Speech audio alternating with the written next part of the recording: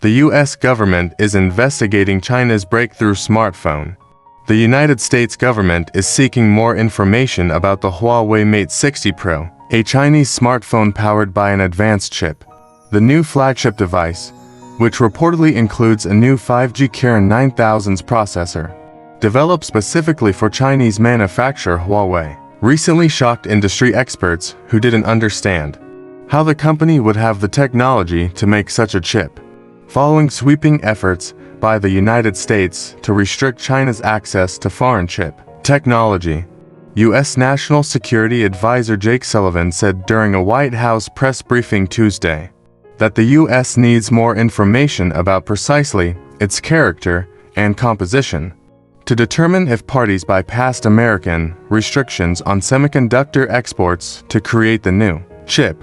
In 2019, the government banned U.S. companies from selling software and equipment to Huawei, and restricted international chip makers using U.S.-made technology from partnering with Huawei. The government cited perceived national security concerns, such as the potential for cyber attacks or spying from the Chinese government. The inclusion of a custom-built 5G chip would be a major benchmark for Huawei as it grapples with the impact of the U.S. restrictions on its device business. Huawei did not immediately respond to a request for comment. I think the reaction in China seems to be one of mass excitement because Huawei, which was at one time vying to be the #1 smartphone brand worldwide, is seen to be fighting its way back into the smartphone market with Chinese-made silicon, and has no doubt been trading on a made-in-China mantra.